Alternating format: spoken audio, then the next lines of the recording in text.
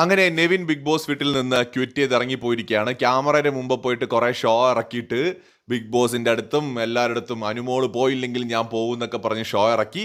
Big boss വിളിച്ചു ചോദിച്ചു, ജിസേലും അനുമോളും തമ്മിൽ നടന്ന പ്രശ്നവും നെവിൻ ക്വിറ്റ് ചെയ്യും എന്ന് പറയുന്നതും തമ്മിൽ എന്താണ് ബന്ധം എന്ന് ബിഗ് ബോസ് ചോദിച്ചു. ബബ്ബ എന്ന് പറഞ്ഞു.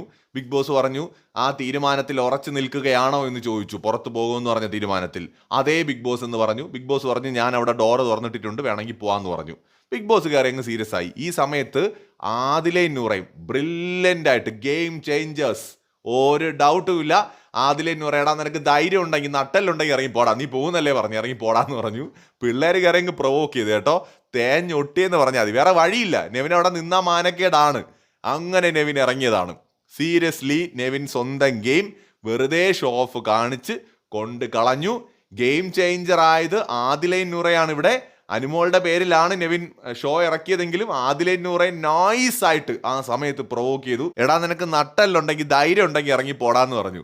പക്ഷെ എൻ്റെ പൊന്നെ, അത്രയൊക്കെ പറഞ്ഞാൽ പിന്നെ എങ്ങനെ പിന്നെ അതിനകത്ത് നിൽക്കും അല്ലേ?